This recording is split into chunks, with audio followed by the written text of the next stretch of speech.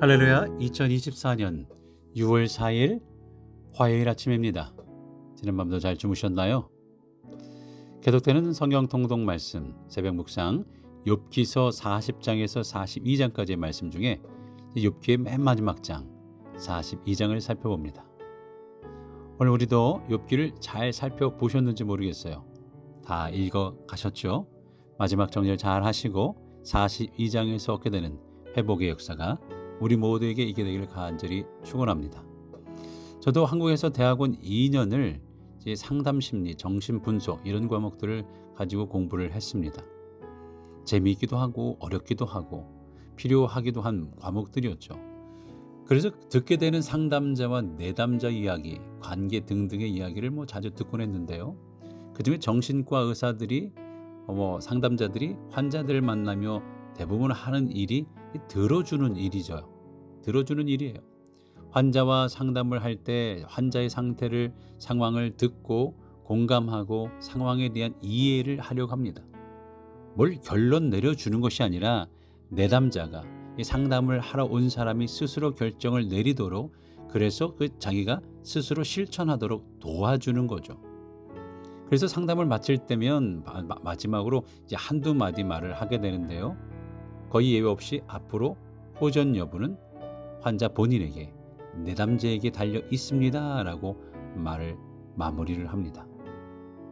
그 말은 병이 낫는 것도 환자에게 달려 있고 병이 깊어지는 것도 환자 본인에게 달려 있다라는 말입니다. 어떻게 보면 상당히 무책임한 말처럼 들릴지 몰라요.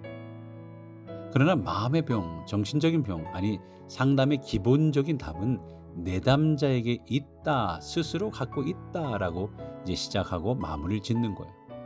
환자 또는 내담자, 상담을 받는 자가 어떤 생각을 가지고 어떤 방향으로 일을 하느냐에 따라 지금 처해 있는 이 자리에서 빠져나올 수도 있고 또 더 깊은 수렁으로 들어갈 수도 있다라는 것을 의사가 또는 상담자가 짚어주는 거죠. 이것은 우리가 신앙생활 하는데도 마찬가지로 적용되는 일입니다.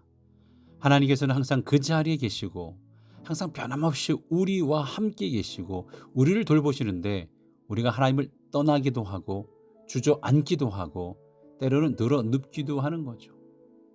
하나님 편에서 볼 때 신앙생활의 성공 여부는 너에게 달렸어, 너에게 달린 것이지 않느냐라고 우리에게 말하고 계시는 줄도 몰라요. 하나님은 항상 그 자리에 계신데 우리가 하나님께 붙어 있기도 하다가 자기가 안 맞는다고 떠나기도 하다가, 우리 인생의 패턴이 그런 패턴이기 때문이죠. 오늘 우리가 읽은 욥기 마지막 장에서도 그런 부분이 드러나고 있습니다. 욥기는 많은 사람들이 1장, 2장 읽다가 그리고 42장을 읽어 마무리한다는 얘기도 있어요. 여러분 기억나시나요? 욥의 처음 출발할 때 그 묵상 제목이 뭔지 기억나세요? 시련의 시작, 고난의 시작, 이렇게 첫 번째 욥기 묵상 말씀을 정했었어요. 욥기는 욥의 고난으로부터 시작합니다. 욥기의 마지막은 재산이 회복되고 건강이 회복되는 것으로 끝납니다. 그래서 많은 사람들은 성급하게 결론을 내립니다. 욥은 고난 가운데에도 하나님을 원망하지 않고 그 신앙을 끊임없이 굳게 붙잡았고 하나님께서는 욥을 회복시켜 주셨다. 우리도 욥처럼 흔들리지 않고 하나님을 붙들고 있어야 한다. 이렇게 결론을 내리죠. 하지만 우리가 살펴본 것처럼 욥기는 그렇게 단순한 결론을 지을 수 있는 책은 아니에요. 정말 우리가 깊이 묵상하고 생각해야 할 책이죠. 욥기의 진수는 욥의 내면이 드러나는 친구들과의 대화에 있습니다. 우리가 살펴본 욥의 문제는 자기 의에 집착하는 사람들이에요. 나만 옳은 거죠. 내가 옳다는 거죠. 아무리 살펴봐도 자신에게는 죄가 없기 때문입니다. 그런데 왜 이런 일을 겪어야 하는지 알 수 없었던 욥은 하나님이 하신 일을 부정했어요. 욥이 대화를 거듭해 가면서 신앙의 민낯이 드러나게 되는데 하나님에 대한 불만을 우회적으로나 직접적으로나 쏟아내는 거예요. 욥의 친구들의 문제도 분명했습니다. 그들은 욥을 찾아와서 인과 율에 근거한 해결을 강요했어요. 욥은 부정했지만 욥도 역시 또 다른 의미에서 인과 율에 매여 있었죠. 하나님께서 폭풍 가운데 나타나셔서 욥에게 말씀하셨어요. 이 세상 만물의 섭리를 내가 아느냐? 내가 이 세상을 창조할 때 너는 어디 있었느냐? 이 세상 만물의 이치도 모르면서 너의 인생에 일어난 일을 함부로 판단한 자가 누구냐? 하나님은 욥을 책망했어요.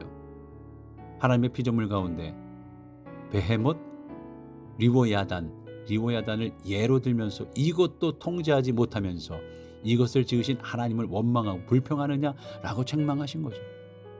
하나님의 책망 앞에서 욥은 입을 뗄 수가 없었고 고개를 들 수가 없었습니다. 오늘 본문에서 욥은 철저하게 회개하고 있죠. 3절 말씀, 무지한 말로 이치를 가르친 자가 누구니까? 나는 깨닫지도 못한 일을 말하였고 스스로 알 수도 없고 헤아리기도 어려운 일을 말하였나이다. 욥의 회개의 핵심이죠. 내가 많은 말을 내뱉고 의롭다고 생각했는데 사실 하나님을 눈으로 배웠고 나니 아무것도 모르고 내뱉는 말이었더라. 이치도 깨닫지 못하고 하나님을 안다고 했다고 용서해 주십시오라고 회개하는 거예요. 그리고 욥은 자신의 존재 자체의 근원으로 돌아갑니다. 6절 말씀 볼까요? 그러니까 내가 스스로 거두어 드리고 티끌과 제 가운데에서 회개하나이다. 지금까지 내뱉었던 말들을 거두어 드려요. 티끌과 제 가운데에서 회개한다는 말은 자신의 존재 자체로 돌아간다라는 의미죠. 인간이 원래 뭐예요? 먼지잖아요. 티끌이잖아요. 먼지에서 왔잖아요. 하나님께서 인간을 지으실 때 티끌 가운데 인간을 지으셨기 때문에 회개할 때 존재의 근원으로 돌아간다라는 고백입니다. 나는 먼지 같은 존재인데 영원하시고 존귀하신 창조주 하나님을 안다고 판단했던 것이 죄였어요. 하나님 용서해 주십시오. 나는 원래 먼지 같은 티끌 같은 존재였습니다. 자신의 존재의 자각으로 욥은 돌아가고 있는 거예요. 하나님은 욥의 회개를 받아 주셨습니다. 그리고 욥을 회복시켜 주시는데 욥의 친구들을 통해 회복시켜 주신 거예요. 하나님은 욥의 세 친구 중에 대표인 엘리바스에게 말씀하죠. 너희들도 잘못한 것이 있지 않느냐? 너희들도 숫소 7마리와 수장 7마리를 가지고 욥에게 가서 번제를 집례하도록 부탁해라. 하나님의 명령에 따라 엘리바스가 친구들과 함께 욥에게 소 7마리와 양 7마리를 가지고 가서 번제를 드리려고 부탁을 해요. 8절에 보니까 그런즉 너희는 숫소 7과 숫양 7을 가지고 내 종 욥에게 가서 너희를 위하여 범죄를 드리라. 내 종 욥이 너희를 위하여 기도할 것인즉 내가 그를 기쁘게 받으리니 너희가 우매한 만큼 너희에게 갚지 아니하리라. 이는 너희가 나를 가리켜 말한 것이 내 종 욥의 말같이 옳지 못함이라. 아멘. 여기서 하나님께서 핵심으로 삼으신 것은 욥의 역할이었죠. 욥이 제사장도 아닌데 번제를 집례하도록 중보자로 삼으신 거예요. 욥의 친구들과 하나님 사이의 다리 역할로 욥을 사용하신 거죠. 번제를 욥을 통해서 드리라고 했고 욥이 하나님께 기도하면 너희들의 죄를 내가 용서해 주겠다라고 말씀하셨던 거예요. 하나님이 이렇게 하시면서 깨어졌던 인간관계를 회복시켜 주고자 하셨던 거죠. 욥과 욥의 친구들의 논쟁을 통해 관계가 틀어졌잖아요. 하지만 하나님은 다시 욥을 중심으로 그 관계를 회복시켜 주시고 있었습니다. 회개한 욥을 중심으로 그들의 관계를 회복시켜 주시고자 하셨던 거죠. 욥이 입을 벌려서 그들을 위해 기도합니다. 그러자 욥과 욥의 친구들 그리고 욥의 모든 일도 회복되었어요. 10절 말씀, 욥이 그의 친구들을 위하여 기도할 때 여호와께서 욥의 곤경을 돌이키시고 여호와께서 욥에게 이전 모든 소유보다 갑절이나 주신지라.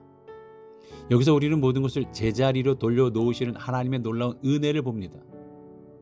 욥이 자신을 위하여 기도하고 변명하고 자기 의를 강조하고 하나님을 트집잡고 불평했을 때 오히려 더 깊은 수렁으로 빠져들었는데 욥이 그의 친구들을 위해서 기도할 때 하나님께서는 욥의 공경을 돌이켜주시고 그의 모든 소유를 회복시켜 주셨죠. 이것이 인간이 세상을 살아가는 이치라고 말씀해 주십니다. 세상을 살아가는 이치예요. 우리는 항상 내 문제에만 집착하고 있고 내가 가진 문제에만 빠져 있는데 사실 우리 주변을 돌아보면 나로 인하여 깨어진 관계들, 나로 인하여 부서진 관계들이 얼마나 많은지 모릅니다. 이 모든 관계들 가운데 내가 먼저 그들을 위하여 기도하고 하나님께 중보할 때 하나님께서는 오히려 내 문제를 해결해 주심을 깨닫게 해주시죠. 욥이 자신의 문제에 집착해 있을 때 문제가 하나라도 해결되지 않았는데 오히려 친구들을 위하여 기도하니 하나님은 욥의 공경을 돌이켜 주셨습니다. 욥기의 길고 긴 대화들을 통해서 정리하고 깨달을 수 있는 것은 하나님 앞에 의로운 인생은 단 한 사람도 없다는 사실이에요. 하나님 앞에 의로운 인생이 단 한 사람도 없어요. 내가 낫니? 너가 보다 내가 낫다가 아니라 하나님 앞에 의로운 인생은 한 사람도 없다라는 사실이에요.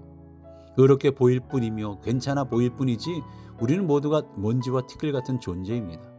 그러므로 우리가 하나님 앞에서 매일같이 회개하고 티끌과 먼지인 존재의 근원을 자각함이 필요한 거예요. 또한 우리 인생에 일어나는 수많은 일들 가운데 이해할 수 없는 일들이 있다 하더라도 우리는 하나님께 원망하거나 불평하지 않고 하나님께서 섭리하신 일임을 그대로 받을 수 있는 넓은 믿음이 있기를 원하십니다. 욥은 그것을 받아들이지 못했어요. 그래서 하나님께 따지고 원망해서 하나님은 욥에게 차근차근 설명하고 가르쳐 주셨죠. 또한 욥기가 주는 교훈은 내 문제에만 빠져 있지 않고 주변 사람들을 위해 기도할 때 하나님은 오히려 나를 붙잡아 주신다는 사실을 깨닫게 해 주십니다. 그래서 우리가 나만을 위한 기도가 아니라 교회를 위한 기도, 우리 서로를 위한 기도하고 있는 것 아닐까요? 이 놀라운 교훈들을 가지고 가슴에 안고 이 세상을 살아가는 우리 교회의 모든 성도님들 하나님의 백성 되시기를 간절히 축원합니다. 그러면서 오늘 다짐하며 하나님의 섭리 앞에서 불평이나 원망하지 않겠습니다. 한번 다짐하며 출발해 보시길 바랍니다. 주변 사람들을 돌아보고 그들의 고통과 아픔을 위하여 중보 기도하겠습니다. 남을 위해 기도하겠습니다. 라고 오늘도 고백하고 다짐하며 우리 교회를 위해, 우리 성도님들을 위해, 건강을 위해, 아프시는 이들을 위해서, 그리고 새로운 일터 근무가 바뀌신 이들 일터와 또한 영주권 문제, 직장, 또한 우리의 모든 관계를 위해, 우리 자녀들의 구원을 위해, 한국 가셨다 오신 분, 오실 분들을 위해, 청년 코스타가 있습니다.